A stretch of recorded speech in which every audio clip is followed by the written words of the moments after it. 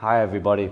So today we're going to be going through a unilateral plantar flexion PAILS and rails set. So plantar flexion is our ability to do this movement, pointing the toes, going in this angle with the ankle. All right. So this is what I'm going to be addressing with this particular exercise, is the connective tissues all on the front side. So for this setup, I'm going to have a yoga block or something similar, all right? And what you're going to do, variables is you can explore, is when you place this foot onto the block, you want to have a bit of a gapping here where we're trying to open and stretch, okay? You can play with exactly how much on and off you are onto this block. You could play with the height as well.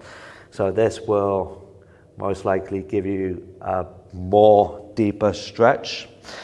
Again, you can also play with how much you're sitting onto this back ankle. So if I'm here forwards a bit, I'm not really weight bearing too much onto it.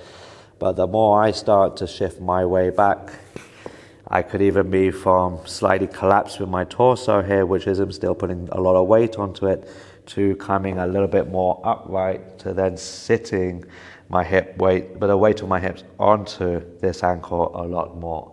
So just by me coming more upright versus being down here changes how much I'm loading this stretch. Other things you can play with will be ankle rotation. So in this position, it might be, or you might have the ability to rotate the ankle as so and see how it feels. This will move the stretch around. Another way you could do it is potentially just shift your body weight over your ankle in a different direction. So I'm just kind of organically now moving or shifting my pelvis to one side, shifting it to the other side, and as I'm doing that, I'm moving this ankle around slightly, which is moving the stretch as well. So you're using this or these variables to kind of explore lines of tension, find a good setup that gives you a good line of tension. And then once you're there, as you notice, I've got a couple of yoga blocks to also help support myself, rest myself. You want to hold for the prescribed amount of time.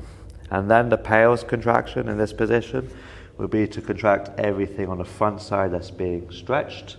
So I would start my PAILS contraction, push down at 20%, contract all that's being lengthened, and then build that up to my safest, greatest effort and hold for the prescribed time. After which my rails contraction would be the opposite. So I'm going to try to plantar flex more, okay?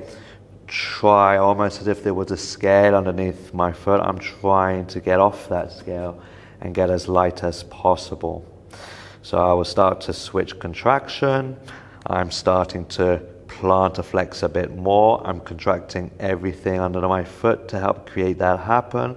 I'm also contracting everything on the back of the calves to help make that effort happen.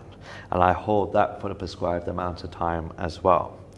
After which, I then begin to soften that contraction and get slightly deeper into my passive stretch. So this could be simply just sitting a bit further back onto the ankle. And then while I'm here, I could also explore the line of tension. So it might move around a bit. I could also find a better line of tension by what I said earlier with all the variables. Start to move my upper body over my ankle, move the pelvis, rotate the ankle a little bit to find a good line of tension.